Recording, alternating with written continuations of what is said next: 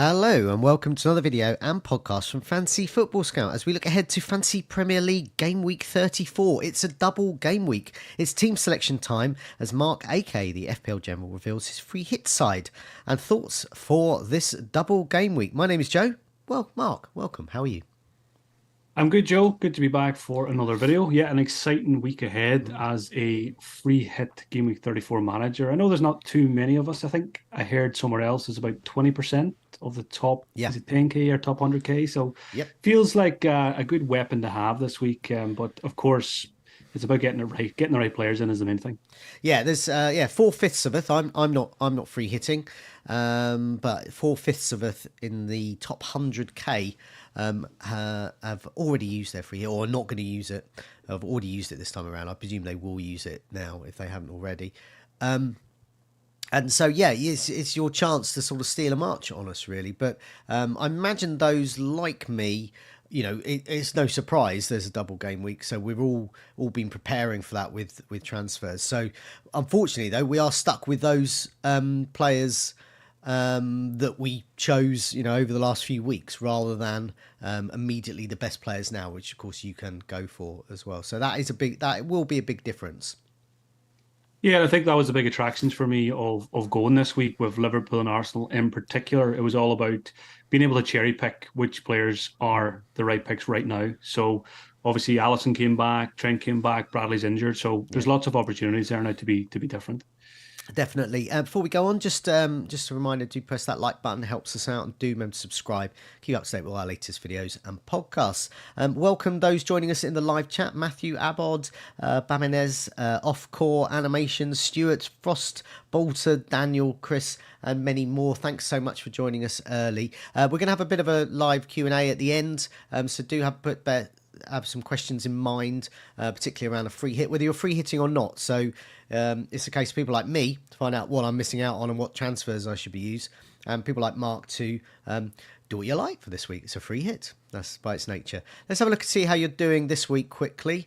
And I was just saying on before we came on air, you're doing pretty well. It's only 42 points, but it's actually 46 points. You've got Garnacho coming off your bench, and you've got 3 players to go because we've got the Chelsea-Everton game tonight. So do you want to quickly run through your team and who you're... Well, there's quite a few that blanked, but there's a few stars as well. Yeah, I'll just run through it again for the audio listeners. So I started Kelleher. I was hoping to get one more start, but that didn't transpire. But at least now I've got Petrovic Monday night, and there's always hope of a clean sheet. It's probably not too likely, but we live in hope throughout Monday until that game kicks off. I've got Gusto to go as well, along with Cole Palmer for the triple up. Gabriel and Pedro Porro, 2 big fat 0-pointers. Salah blanked. Heung-min Son with 1 point. Captain Haaland, so we at least got that part right. Isak came good after blanking last week, and Solanke was 7. Phil Foden, 0-pointer, so I'm going to get Garnacho off the bench, which looks good. But I had a very frustrating Saturday morning because I had 2 routes planned. Foden back in was always the plan if he was going to start. Plan B was get Anthony Gordon, if not, because Gordon fits quite well with my strategy longer term. Then we got the news, the so-called news that Foden was going to play. So that made the decision very easy for me and many others not to sell him. And of course, what transpired was absolutely disastrous with Anthony Gordon ripping it up in the first kickoff as well. So I had to sit through the pain of that right throughout the day on Saturday. But overall, you know, I'll take the Garnacho 4-pointer. Obviously, a few points lost with Gordon, but I do take responsibility for my own actions. The information was there. I decided to use it, and just one of those things. The break fell very badly. So overall, I'm thinking I'm on a green arrow already. Not a big one, but it could get even better if Chelsea could somehow keep a clean sheet. I would be looking pretty good this week. Yeah, definitely with Gusto and Petrovic playing and Palmer. I mean, I've only got Palmer left. I'm on a very small red arrow, and it's about to become hopefully a tiny bit smaller. But because I've got Palmer left, so that I've got 3% of a player against me in my own team. I hope he actually doesn't. Well, actually, I don't really care what he does because only 3%. It's not too much of a problem. I think it's only really those that captained him. But like you, I captained Haaland as well. I had Ben White in my team, which is my which I'll talk about on our team selection tomorrow. But I've been saying for about 2 or 3 weeks now, whenever I do videos with Tom, I always wonder why he gets 10 points more than me each week, and I isolated it down to Ben White that he had, and so it transpired. Okay, he got 5 points, but it's 5 points more than the rest of the Arsenal defence, and so I think there you go. There's the magic of Ben White in action there. So yeah, quite pleased I've got him in my side, and could be in your free hit. Who knows? Who knows? I was just thinking about Ben White. He's certainly in the running for the free hit squad this week. Definitely. Okay, let's have a look at the. Well, we usually show the whole season ticker, of the next 4 matches, or in this case, we're going to do it till the end of the season. But we're just going to focus on this because this is a real free hit special. So we're going to look at those teams that are doubling this week. But there's a lot of good, and this is going to be an issue that you're going to be talking about. There's a lot of good single game week matches as well coming up as well. So I'll just run through the doubles. Crystal Palace play West Ham and Newcastle at home. So that's top of our season ticker in terms of difficulty for this match. Arsenal against Wolves and Chelsea. Sheffield United got Burnley, Manchester United, Liverpool, Fulham and Everton away. Everton, 2 home games, Nottingham Forest and Liverpool. Bournemouth, Aston Villa, Wolves away. Wolves, 2 home games as well, Arsenal and Bournemouth. Meanwhile, Manchester United and Bruno Fernandes is coming into some form. Sheffield United's at home for them. Also, Aston Villa against Bournemouth. That's good. Bournemouth do have double, but that could be good for Watkins as well. Newcastle obviously playing Crystal Palace. That could be interesting for Newcastle assets. You mentioned Anthony Gordon there as well. And perhaps best of all is Man City against a woefully out of form Brighton, who certainly can't attack or defend at the moment.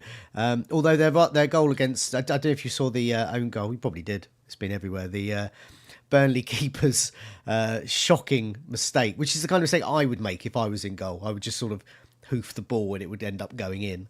Yeah, that's the only way Brighton can score at the moment. So yeah, looking at that, would I be right in saying you've got a sort of single game weeker v double game weeker divide, and also which double game weekers to get?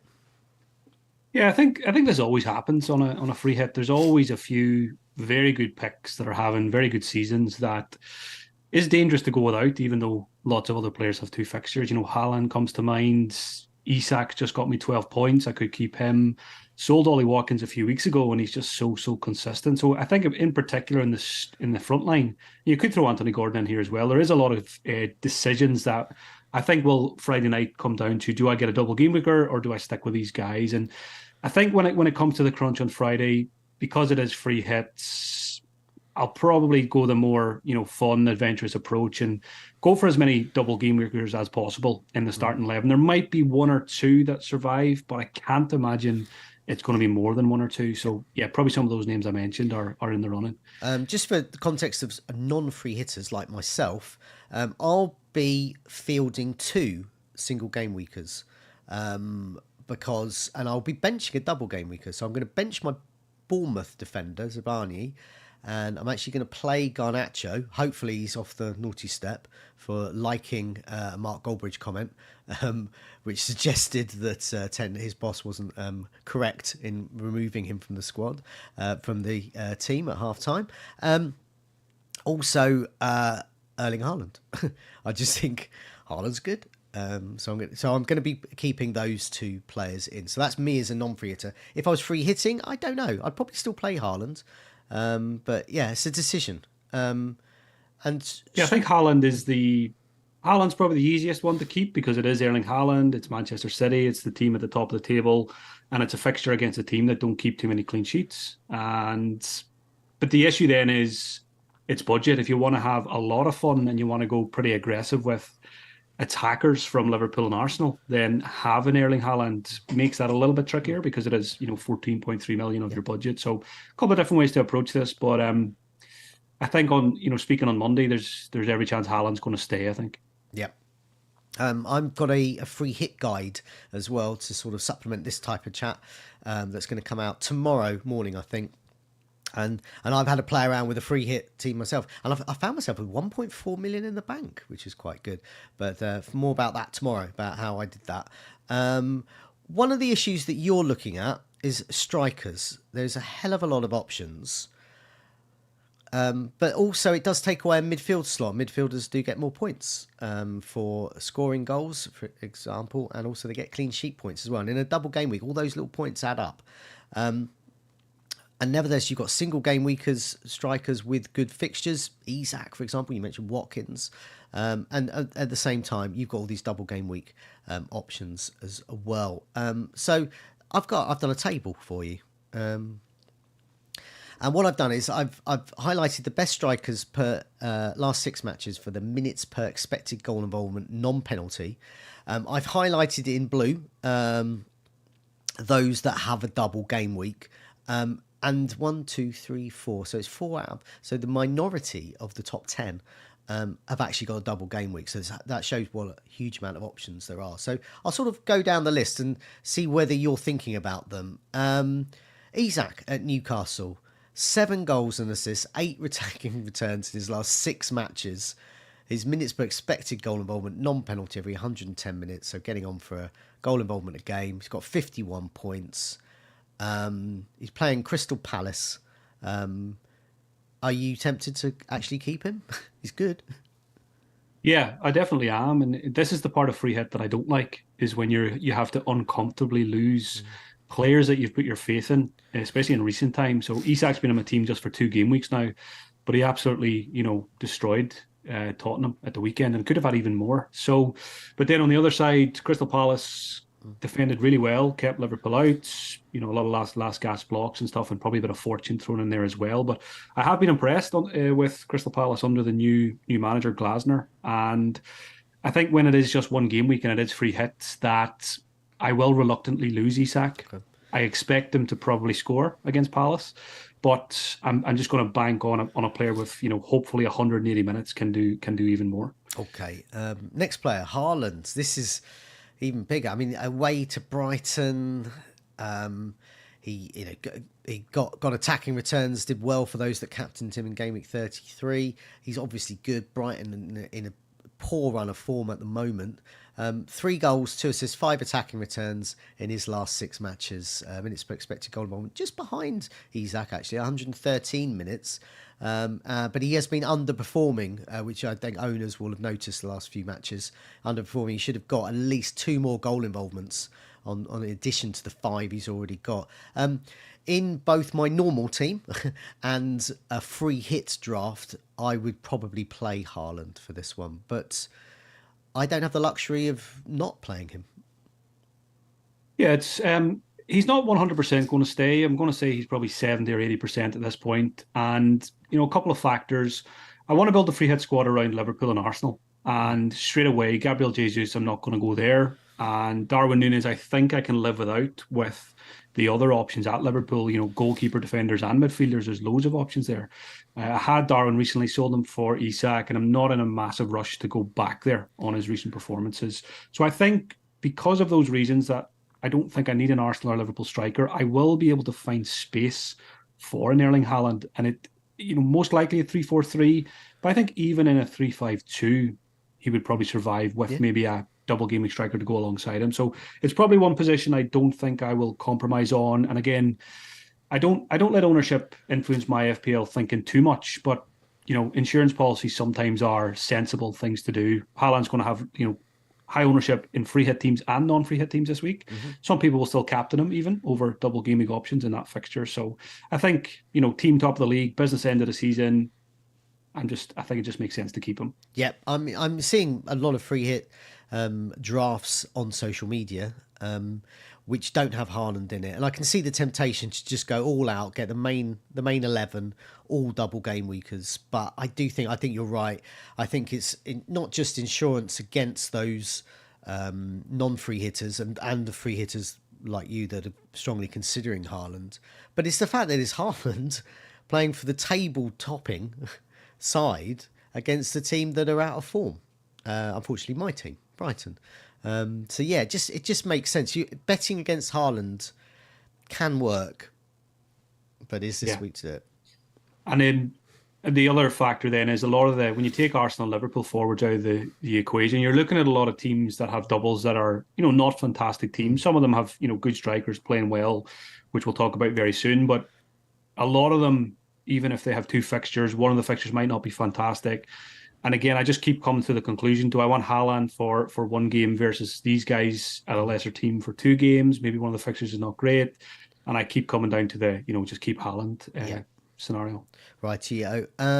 Next one is Darwin Núñez, who you've already said your views about. You could live without minutes per expected goal involvement, non-penalty every 115 minutes. Insanely, he's only marginally underperforming.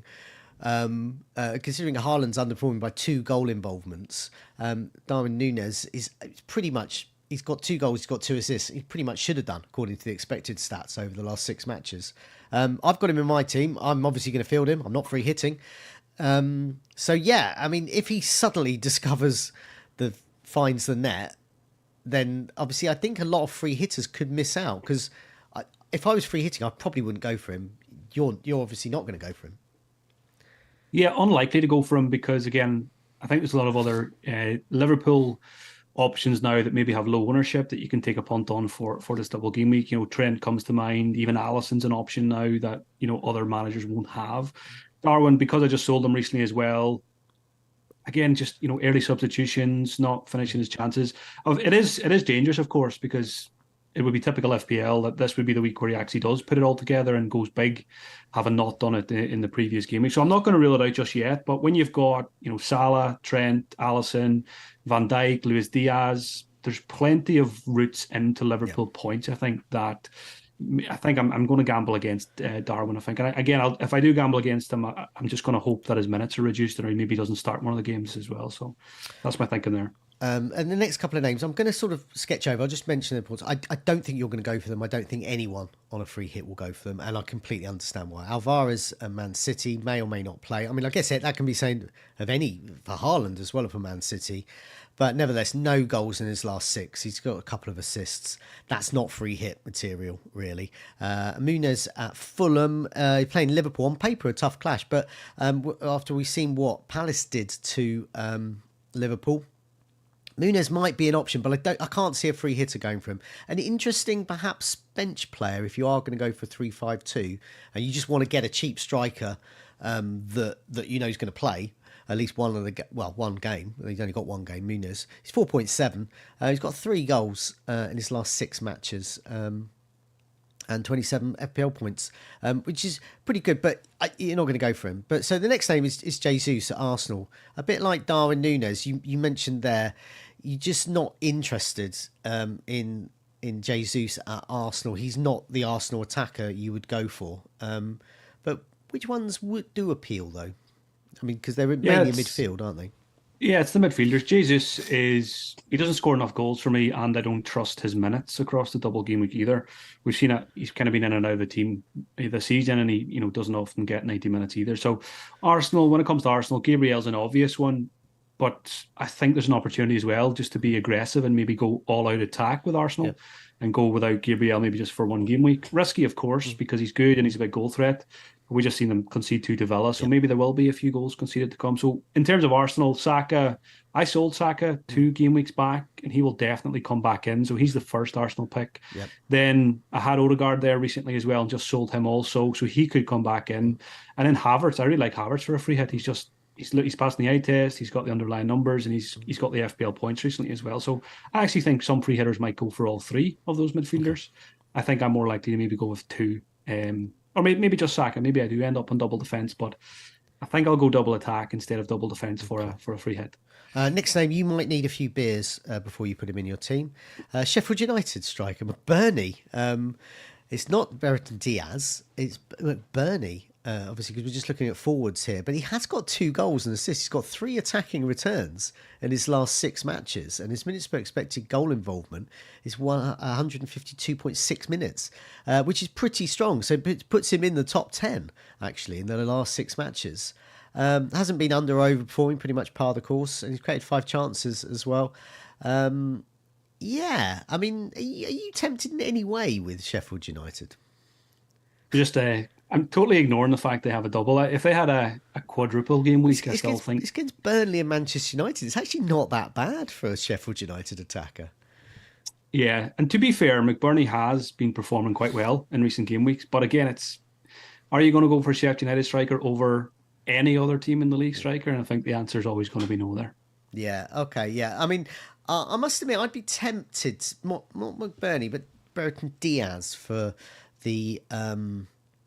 a Sheffield United slot. But I mean, there are lots of good options. But yeah, I don't know. It's interesting. It's good. It's good to mention him anyway, because there will be people going for that. Even those who don't actually live in Sheffield might actually go for him.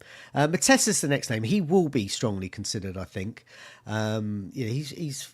We saw the front three in action: Elise, Eze, Mateta. I think Eze, in this order of interest, I think for you and others: Eze, Elise, Mateta.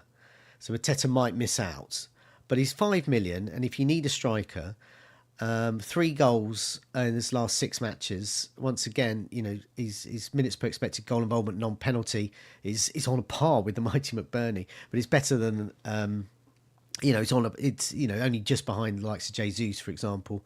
Mateta, interesting, I think. Yeah, we looked at the fixture ticker there, and Crystal Palace are at the top. I really like their fixtures in this double game week, and again, I like what they're doing under the new manager. I think there's a new manager bounce there, and we've seen that with the victory against Liverpool. And on Mateta himself, my opinion of him has completely changed in the last month or two. I wasn't sure what I thought about him beforehand. When him and Edward used to kind of share game time and stuff. But I think Mateta's really stepped up and he's become firmly first choice in that team. And I've been very impressed. And I watched that Liverpool game as well. And he racked up some very good chances. Alisson made a huge save and there was a couple of others. So I think Mateta's a very good punt for this game week. Yeah. Again, I think I'm probably going to end up having 3 Palace players because I'm going to attack the fixtures. And it's just a case of, I think Eze's a definite. And then it's a case of, is it Elise and Mateta, or is it one of them? Is there a space for a Munoz in defence possibly, or even a Dean Henderson? So I think one of the hardest parts of the free hit, might be actually deciding which 3 Palace players to include. Yeah, definitely. I mean, they do have the best fixtures according to the season ticket. West Ham and Newcastle at home. Newcastle away are a little different, and they definitely scope to concede there. And the same with West Ham. I think they could definitely concede. So, yeah, Palace attackers, I think, are very strong this week. Next name on this is Jackson at Chelsea. I don't think people go there because on paper it's probably the toughest fixtures against the Arsenal backline, although they did just concede to Aston Villa. But Aston Villa are a bit better than Chelsea at the moment. Nevertheless, Jackson, this might be something for consideration on in Game Week 35, whether wildcarding or not then. But with a couple of goals and an assist in his last 6 matches, Jackson at Chelsea could be an interesting option then, but probably not for this time around. You're not looking at Chelsea, I imagine, with that Arsenal game single. No, not looking at Chelsea. I think, again, when I was kind of figuring out my strategy a couple of weeks ago, one of the attractions this week was get rid of your Tottenham players because they don't have a fixture, and get rid of your Chelsea players because they have the Arsenal game. So Petrovic and Gusto are definitely going to leave this week and come back in then afterwards. But I've made a couple of transfers in terms of kind of putting placeholders in just for now in terms of looking after the team value during this week. But I haven't yet sold Cole Palmer because I think there's one strategy that you could take. I mentioned that you could go all out on the Arsenal attack, avoid Gabriel and Raya and the likes, and just keep Cole Palmer, and then hope he wipes out the Arsenal clean sheet.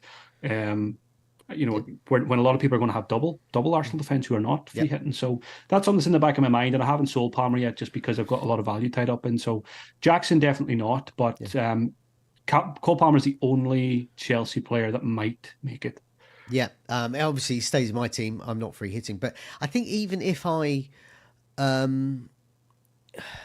if I was free hitting, the value doesn't matter. But if you're tempted to transfer him out, for example, if you're watching and listening to this, tempted to transfer him out, do be aware that he has gone up in price, obviously, from his initial price. So it will cost you 2.2, 0.3, something like that, depending on when you bought him to get him back in.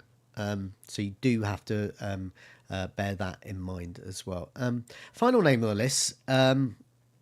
is one of my favourite players, Chris Wood at Nottingham Forest, formerly of Brighton, Newcastle, Burnley, everywhere else, and of course New Zealand international. I think he is still. It costs 4.9 million.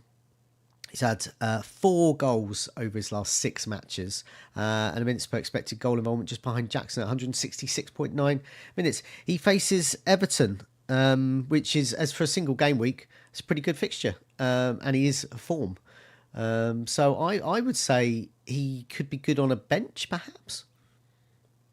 Yeah, like you, I'm a big fan of Chris Wood. I just think he's been so consistent throughout his career. He's like it's Ronseal. He's the Ronseal of strikers. He does exactly what it says on the tin. You know, you'll get your value for money as an FPL pick with a Chris Wood. And again, you mentioned Muniz at Fulham as a possible bench pick or a free. I think I'd probably put Chris Wood in there instead. But again, only a bench pick. I don't think he'll force his way into the team. The other thing is it's Everton away. I don't love that. You know, Sean Dyche teams, Pickford, those guys are capable of shutting teams out. So Chris Wood, good returns recently. Should have scored at the weekend as well. Origi went through and should have found him with a better pass. So he's performing very well. Maybe one for me to come back to for the final few weeks of the season. Definitely. Okay, welcome a few more joined us in the live chat. Lewis, Ryan, Football Chat Box, Offcore, Marco, FPL Cherry, Henry, Big Chief, and many more. Lewis points out, of course, which is something I pointed out as well, that you don't lose value on Palmer on a free hit. So if you wanted to get rid of Palmer, you can, and you can get him back in. He'll just reappear in game week 35. What I was referring to is those who are actually using transfers. So if you're going to transfer him out and looking to get him back in, which you probably would be with all the doubles coming up, you will lose value. Yeah, that's what I was talking about as well. For example, in my case, free hit's already active. If I sell them on Monday and get one back on Friday, it'll be more. So you just got to be careful with that. Yeah. Okay. Let's have a look at your free hit team. Okay, I'll put it up on the screen, and you can go through it. Has this got any money in the bank, by the way? That is a good question. I don't think there was much in this one. I don't even have it on my own screenshot, so I'm not sure. But yeah, definitely not much because there's Saka, Salah, Haaland, etc. in here. So I'll just run through it. Again, this is very much first draft. I haven't done too much tinkering at all yet. I'm going to let the European games play out because, you know, 1 or 2 big injuries in that can massively impact, you know, free hit teams, especially for Arsenal players and the like, and Liverpool on Thursday night as well. So very first draft has Gabriel and David Raya, double Arsenal defence, but I think I'm more likely to go double attack instead. I've got Munoz in here as a cheap Crystal Palace defender, but I've also got Alexander-Arnold and Van Dijk. So Munoz would probably be on the bench. So you're double Arsenal, double Liverpool at the back, just quite different to what teams maybe look like, especially in terms of double Liverpool defence. Midfield would be Salah, Saka, double Crystal Palace with Eze and Elise. Then you've probably got Sarabia on the bench. And then up front, Solanke, I'm pretty sure is going to stay in my team. I've had him for a few weeks. He's got a double talisman, no need to sell. Haaland stays, and then Cunha, fresh off a brace in his first start since injury. So again, this is my final team could look totally different to this, but it's a good starting point, and there's plenty of discussion points in there. Okay, I mean the first one is formation. If I was free hitting, I would favour a 3-5-2, I think, because there are so many sort of forward players that are listed as midfielders, plus you obviously get more points, and with those 2 matches, they really do rack up as well. So I'd be looking. So what are you looking at here? Because you could go 3-4-3, you could go 3-5-2, you could go 4-4-5-1. I mean, you could go because it's a free hit. You've got a whole bunch of good players here. So what's your thinking at the moment? 3-4-3 or 3-5-2? Yeah, this one on the screen would be 3-4-3 with Munoz, Baldock, and Sarabia on the bench. But I do take your point about 3-5-2, and straight away when you look at this draft, there's no Luis Diaz, there's no Havertz, and there's no Odegaard. Yeah. Straight away, there's 3 more very good free hit picks. So I think the next couple of drafts I make are probably going to go down that route of 3-5-2. Yeah. Haaland and Solanke, really like both of them for this game week. Cunha is a good option. Mateta is a good option. There's a few others with doubles, but are they better than a 5th midfielder especially from those teams that Liverpool's and Arsenal's. So, is Acuna or a Mateta better than an Eze or a Elise? These are all the questions I'll be asking myself during this week. So, I think when it comes to the crunch, there's a lot of midfielders, and I probably won't end up on double Arsenal, double Liverpool. More likely double Arsenal midfield, maybe even triple Arsenal midfield, just to be different. Yeah. And then I think there's every chance that Luis Diaz will come in. I've been very impressed with him in recent weeks, and I like him as a 1 week free hit punt. Yeah, I think if I was doing this, I wouldn't have that cheap fifth midfielder. I would have Diaz in, and I can see going for Alexander-Arnold. So if you can afford that, you might as well do that, because non-free hitters are not going to get him in, I don't think. But Van Dijk, or at least one of Alexander-Arnold, Van Dijk can go. And they can go down to perhaps even an Arsenal double up in defence. But there's other options as well, cheap ones. As I said, you're benching Munoz, for example, for Crystal Palace, and he could be good in the back line, and back three, Gabriel Munoz and a Liverpool defender. But I would definitely put Diaz in. But then it comes down to, and then what I quite like about decisions like this, it comes down to that a particular choice, really. In essence, it's essentially who will score more, Cunha or Diaz. I think that will be a major consideration for free hitters who are toying between 3-4-3 and 3-5-2. So on the face of it now, with Cunha with Arsenal at home and Bournemouth at home, Luis Diaz with Fulham away and Everton away, what's your feeling at the moment? Who is the better player? Who would you want to play in that? Because it's going to influence which formation you play, probably. Did you say Cunha versus Diaz? Yeah. Yeah. The thing about Cunha, and probably Michael Elise as well, is I'm slightly concerned about their injuries. They are just back. And when it is a double game week, the games are very close together. So there's every chance that Cunha may still not be 100% and could be managed slightly, and even more so for Elise. Yeah. So who's the man who's been fit for weeks and playing a lot of minutes? It's Luis Diaz. Yep. So I think and again, good picks from good teams, focus on those teams at the top of the league. So I think Luis Diaz wins that for me at the moment. So I think he would probably go in there instead of, Elise and Cunha will probably come out, and then it becomes a 3-5-2, maybe with another Arsenal midfielder and Luis Diaz. And then David Raya would probably drop out for a Dean Henderson. So Elise goes out, Dean Henderson comes in. And then you're probably looking at, a fairly template-looking free hit squad, but that doesn't bother me. It might come down to Trent versus Van Dijk for that defensive spot, and it might have to be Van Dijk if I want to fit in more Arsenal and Liverpool attackers, which I'm fine with because I like the security of minutes with Van Dijk. Goalkeepers are interesting. I mean, I can see why you go for Raya as opposed to another Arsenal defender, which they both cost more in Ben White and Saliba, but. What I was just wondering, I mean, this is partly for me and others, but those who've got Kelleher and are going into that. So I've got to move Kelleher out, and I could get Alisson in. That's nice and easy. That gives me Liverpool defensive coverage. Or I could not bother with that and go for another goalkeeper, and then focus that third Liverpool place on perhaps Diaz, for example, who could get much more. So after that big ramble here, you've got Raya in goal there. Obviously, Turner's a non-player. Alisson is another player that free hitters could consider as well. But which other goalkeepers would you are sort of on your list? Who's sort of next down apart from Arsenal and Liverpool? Yeah, there's not many. I think Dean Henderson is the standout for me because he's coming off a good performance, clean sheet against Liverpool. And again, we go back to the fixture ticker, 2 home games I like against West Ham and Newcastle. Now, you're not expecting miracles from a Dean Henderson, but you can definitely get save points and maybe a couple of bonus. If you get 1 clean sheet, you're happy. So I think Dean Henderson will be the goalkeeper I do end up on if I don't go for an Alisson or a David Raya. Pickford's an option, but I don't like the Liverpool fixture. Neto, 2 away games, don't love that. Jose Sa has an Arsenal fixture, and then Sheffield United. So yeah, I think it's Dean Henderson or one of the goalkeepers from the big two teams. Yeah. I mean, that's what makes me think I'll just get Alisson in, because there is a sort of a bit of a drop off really, and Henderson's sort of the best of a bad bunch, I think. And I think if you're free so for example, if you're free hitting anyway, you've probably got Munoz anyway, whether you play him or not, but you're probably going to go for him. I think Mitchell could be a good one. I mean, he did get the assist at the weekend. I've got Anderson, who annoyingly is festering on my bench with his 8 points, but that just shows you what their centre backs can get there.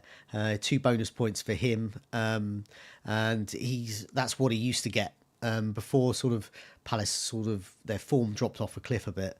But their defence can be good, or has been historically. Yeah, I'm trying to think what I would do if I didn't have a free hit, and I do have Kelleher in my original team. I think it is Allison, because something I do try and do as well is offset what the free hitters are going to do. Yeah, we're going to get Van Dijk, we're going to get Trent. So again, it's a little bit of an insurance policy, and Allison's just a good pick for the rest of the season anyway. So I did hear something, and they've got a lot of home games without clean sheets recently, but again, 2 away games, so maybe that's where the clean sheets will be. Yeah, when I saw Allison back in the lineup, obviously a Kelleher owner with Ariola on my bench, I was obviously delighted. But I did think, here we go, clean sheet coming for Liverpool, and then obviously we know what happened there. But yeah, so I think Allison, it could be a good option there. But for those on a free hit, like you've got that ability to go for Alexander-Arnold. They play in Europe midweek, so I suppose you'll be getting your scouting spectacles on for those matches. Yeah, I don't even think it's scouting spectacles you need. You just need to check the minutes and see how that will impact the weekend. So yeah, I'll watch it if I can, but. Okay. More importantly, Trent's probably the big one. How many minutes does he get midweek, and what does that look like projected towards the double game week? Mm-hmm. Is Van Dijk just a safe option, and use that money in midfield? So I think at the moment I'm more likely to go Van Dijk for security minutes and extra budget, rather than risking Trent maybe only getting 1 start. So just need a couple of updates on his fitness, and hopefully he comes through Thursday night to give us an option at least. Okay, before we wrap up. We'll get some questions from those in the live chat. So those in the live chat do have questions, do put them in, and I'll get Mark to answer them. So just before we do that, I'll just read out some of the comments so far around, largely around your free hit team. And some of the other options as well you could consider as well. A lot of people very keen on Alexander-Arnold. That's a real sort of sets free hitters apart from those who aren't using that. A few people are asking about Robertson though. Is it a player you've been considering? I mean, he is pretty nailed on though, and he is considerably cheaper than Alexander-Arnold. Yeah, I thought Robertson looked very good in the defeat to Crystal Palace as well. I think some of his attacking teammates let him down with the chances he created. But I also don't like the fact he's been in and out a wee bit this season, more so than in previous campaigns. So for me, security minutes comes first. That's your Van Dijk. Or you take the free hit opportunity that non-free hitters don't have in Trent Alexander-Arnold. So Robertson's third on my list for Liverpool defenders. Uzam in the live chat has got a suggestion. Which is something you yourself have considered as well, to take Elise out and go for Havertz, and then obviously you would need to get rid of Raya, and then move him to Henderson, which is exactly what you were perhaps considering. Yeah, and I just watched before we started recording. I was catching up on the match of the day, and again, just watching the Arsenal highlights. Even though they didn't score, I just think Havertz has to be in a free hit squad. I just think there was a lot of occasions where I was watching it, kind of in my mind thinking Odegaard versus Havertz. And there was a lot of attacking phases where Havertz was central or involved and Odegaard was nowhere to be seen. So I think even though I bought Odegaard a few weeks ago over Havertz, if I only pick one of them on a free hit now, I think it's going to be Havertz. Okay. Martin Waghorn believes double game weeks are overrated. They can be, but they can also be very lucrative, and that's why we go for them. And Munawar, Pickford, and Jarrod Bowen. Nice pick. Bowen's injured at the moment, so I wouldn't go anywhere near that. But Pickford. I think Pickford's a player I mentioned. I think with the 2 home games, Nottingham Forest and Liverpool. I know I'm not expecting a clean sheet in the second one, possibly in the first, but you got save points. Pickford's probably the only Everton player I would consider on a free hit. Yeah, unless you wanted a Branthwaite for the bench, that's the only other one. But you asked me earlier which goalkeeper would I go for if it wasn't Raya or Alisson. I did say Dean Henderson. If you force me to pick one more, Pickford would be next, so he'd be number 4. Yeah, definitely. Okay, let's have a look some more. Looney Tune, is Haaland worth playing in the double game? We did talk about that earlier. I think we're both saying, yep, definitely. Haaland's always worth playing. Yeah. Michael Scott, if Jota gets 60 minutes on Thursday, would he tempt you on a free hit? Security minutes again. Yeah. Give me Salah, give me Van Dijk, and even give me Allison, I think, over Jota. I can understand if you do want to take a punt on someone like that, free hit is the week to do so. And Jota could be the ultimate differential for free hitters. But no matter what he does on Thursday, I'm probably unlikely to go there unless there was an injury to someone, who's a direct competitor for him in the team. Nick Foster, Garnacho or Dallo, not worth talking about. Could easily outscore some double as well. If you'd listened a bit earlier, I did say my own team, I'm going to be playing Garnacho. He's at home to Sheffield United. So I'm more than happy to do that. But I was just slightly concerned that he was on the naughty step. Because I know Ten Hag can be a little frosty with criticism. The mighty Mark Goldbridge had a pop at him, and that was liked and then unliked swiftly by Garnacho. So I just wonder. Also, mixed messages saying that he was ill during the week, and then other people saying he wasn't ill. But anyway, he was hooked at half time. So that's my main fear about Garnacho. I don't mind the fact that he's a cocky young lad up front for Manchester United who wants to score all the time. I'm more than happy with that in my team. But yeah, I don't know. You're a Manchester United fan. What's your feeling with Garnacho at the moment? Yeah, I'm a United fan, whatever amount of fan is left in me at this stage after the last few years. But I'm also a Garnacho owner. I had him last week, getting him off the bench for the 4-pointer. But the take away all the social media noise, even just the halftime substitution, it's worrying. I think he was at fault on a couple of occasions. He took a heavy touch for the first goal. And I would still expect him to come back in and start because to be fair, he's been one of our best players this season. And obviously it's a very good fixture. Yeah. So I will be losing him, and I'm a little bit scared about doing so. There's even some temptation in me to go Bruno Fernandes as a single game maker. The penalty factor, he's scoring goals from open play these days as well, and it just comes down to the fixture. But again, very pessimistic, my United fan, and when there's double game week teams available and players, I'm probably going to have zero from United this week. Yes, I'm on just LinkedIn. I'm thinking about what I'm doing for my game week 35 wildcards, and for the last 2 months I've thought, right, I've had Garnacho for all this time, I've got him for this really, but I've actually started to think no, and I'm looking at Anthony Gordon instead, and I'm actually thinking about Bruno Fernandes, because that is a differential for fresh wildcarders on those that have already wildcarded as well, and he's on penalties. And I know he's not going to get a brace every week. I believe he's not going to get a brace every 2 years. But 90 minutes every week, it's very attractive. Yeah, the Garnacho situation interests me as an owner, and I'd like to know more. But yeah, I'll certainly put him in if I feel I don't have a problem with him.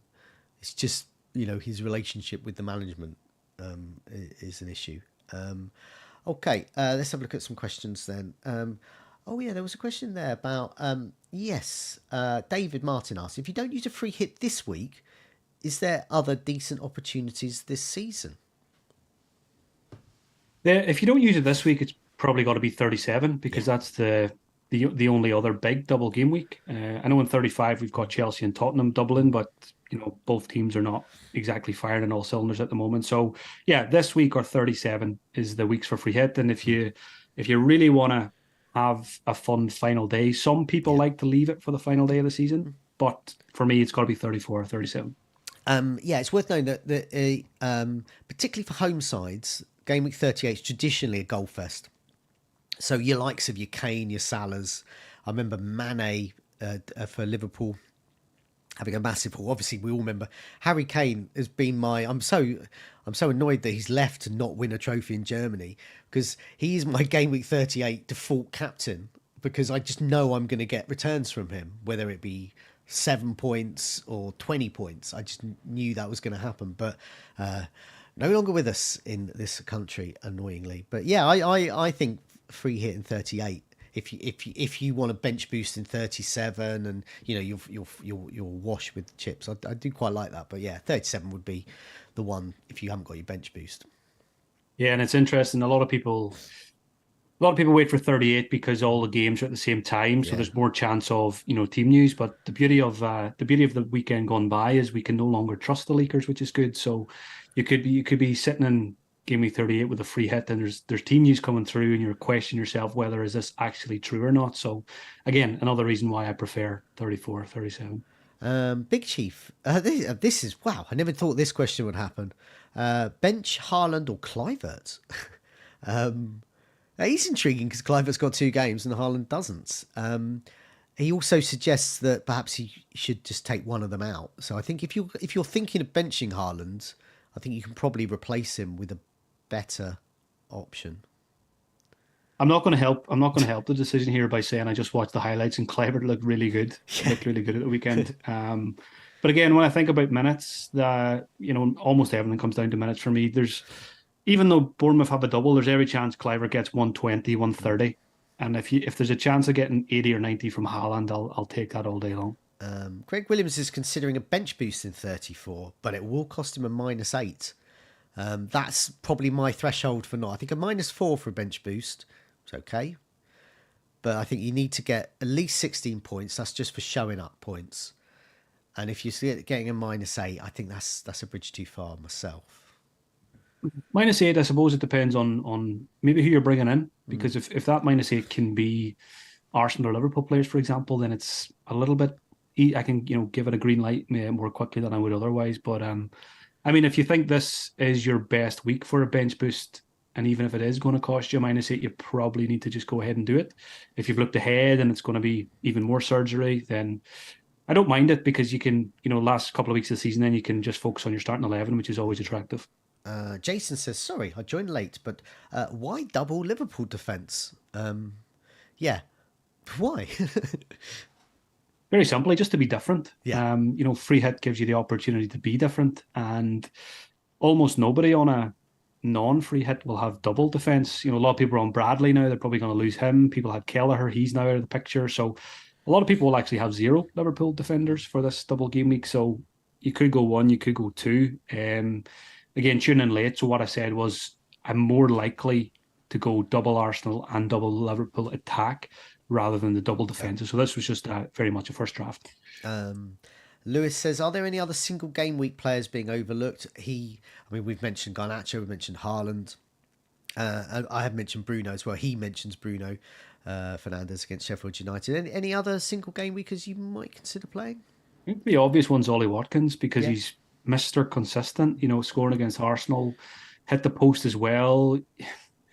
I really liked his interview after the game. They asked him about the goal, and he said, a couple of years ago I wouldn't have scored that, but he's just he knows himself. He's matured so much as a player, and he's right up there as one of the best strikers in the Premier League. So again, I'm not going to rule him out just yet in a Bournemouth fixture in a single game week, because again, when Watkins scores as well, it's often a bonus point or two, especially when Mr. Bonus Point Douglas Luiz, is he still suspended for this game? So one less person to compete with. And I said, would Watkins maybe even take a penalty if Luiz is away? So no, I think it'd be McGinn.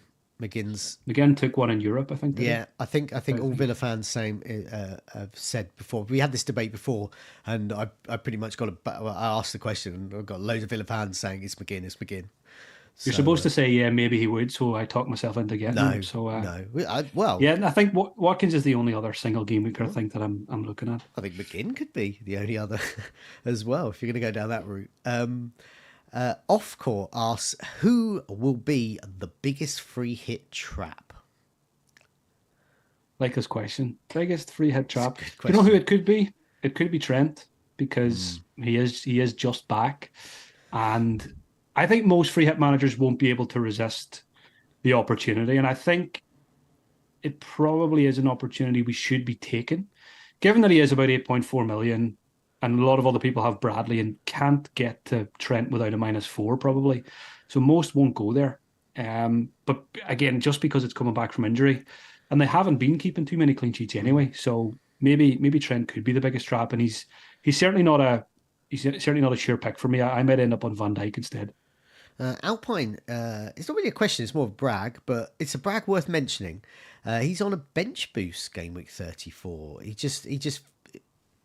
how it has landed. It's just landed perfectly for him, and he's just got more good options. I do think that. I think, especially if you're wild carding in 35 as a 35 wildcarder, what I would love to do is just have rubbish on my bench and just really focus on that 11. Get your Fernandez and Salah and Haaland and Foden. You can really max out on them. Not worry about the bench boost. If I could use I could use the bench boost in 34, but I would probably have to take a -8 to achieve it, and it still wouldn't be perfect for me. But I think if you can do it easily, I think I actually prefer 34, to be honest. I always like getting the bench boost away early if Yeah. you can. I'm not doing it this season, but I wasn't actually a million miles away from doing it in 33. I think I had Petrovic, Garnacho, I had Van Hecke away to Burnley, Yeah. and I had an injured Lascelles. So if I had another player in that Lascelles position, I might have pressed the button in 33 just to get it out of the way, Yeah. and then be able to focus on the starting 11 for the rest of the season. So yeah, I wouldn't stop anyone from doing it in 34. That's for sure. Okay. Ryan, the host of Scout the Game Week, aka Football Chat Box, which will be on later this week. I don't know when, Wednesday, Thursday, I think, whenever I can schedule it. He is also considering in game week 35 onwards. In fact, he's considering it from this week, selling Garnacho for a Palace midfielder and then focusing on his wild card, not on Garnacho, but on Bruno Fernandes. And that's definitely something I'm considering. If I don't go for Salah, I will probably go for Bruno Fernandes. Yeah, I mean, I think that little switch has probably happened in a lot of people's minds this week yeah, because of the halftime substitution. yeah, Bruno getting a brace, Bruno always getting 90 minutes. But again, let's see what happens in 34. That can change again. yeah. Garnacho can play and do very well against Sheffield United, and then I think then game week 35 wildcarders are all back on Garnacho then, and maybe even both players with the double game week in mind. So again, I'm not going to knee jerk too much after one game week. I'm kind of lucky in a way that I feel like I'm lucky the way the free hit's fallen this week because I picked up a Poro Yeah. injury and I've got the slight doubts over Garnacho, so I've got a free week of information now and then figure it out in 35. Okay. FPL Cherry says Garnacho's been a trouble. I disagree. He's been absolutely brilliant. He's been sitting on my bench. I've missed loads of his points, and when I've needed him, he's come on with points. He feels that Gordon in wildcard 30 was definitely the play. If I was wildcarding 30, I probably would have got both myself. But I do think I think he's right though. Beneath that slightly aggressive tone, that Gordon was probably the definite the play there. You got Isak in on your wild card there, so I think it just underlines just how good Newcastle have been in the last few weeks. It was a classic case of overthinking by me on the game week 30 wild card because I had the 2 week break to think about it. Isak was in there the whole time. I actually didn't end up getting him. Very last minute, I put Darwin in, and then I made that switch just 2 game weeks ago. But again, I was close to getting Gordon back on the game week 30 wild card. And like I mentioned at the start of the video, I still feel sick about not getting him this week and getting the Foden leaker instead. So yeah, Gordon will probably have to come in at some point before 37. Good question from Lennox. I didn't even ask you. Thoughts on the best captain this week? Who is the best captain this week? You know what? I haven't even looked at that much myself. Liverpool, Arsenal, probably first port of call. And I think usual suspects, Salah or Saka. So it's probably going to be Mohamed Salah for me, I think, with Fulham and Everton. Same with me, but I feel I've been a Salah owner for a long time, as many people have. I haven't been impressed. And I don't think Liverpool will have the best fixtures. I think Eze, weirdly, could be the best one. Because it's just two home games and he's on form. I just think Eze would be the best captain. But will I go there? No, I'm not that type of manager. But there's plenty who aren't my type of manager. Hence, people win it each year. Yeah, I love Eze, and I said earlier I'm going to probably end up with 3 Crystal Palace players. So if I'm backing them that way, why am I not going all the way and backing them for the captaincy as well? And certainly would be Eze over Elise for captaincy in terms of minutes again. But yeah, it's going to take a lot for me not to captain Salah or Saka, I think. Okay, and just final question here. Stuart has asked, he's got one spot left in his free hit squad, so he's pretty nailed on, but he's deciding between Diaz, Darwin, or Havertz. It's a tough one. I do favour the midfielders, like we mentioned earlier. Haven't been very, overly impressed with Darwin as an owner recently, and haven't just sold him. I feel like he could be due a rest soon as well. You could say the same about Diaz, to be fair. I actually think I like Havertz most of all at the moment, Mm. and I did not think I'd be saying that at any point this season. But he just keeps doing it. He keeps passing the eye test, and he just looks at a key part of that Arsenal attack at the moment. Yeah. So yeah, Havertz 1, Diaz 2, Darwin 3. Yeah, I'd definitely be. Basically, there's only five midfield spots. I like Palace, Arsenal, and Liverpool this week. So ideally, I'd want Salah, Diaz, Saka, Havertz, Eze, and Elise. But that's six players, so one of them would drop out. But I think on a free hit, I would just absolutely, I wouldn't mess around.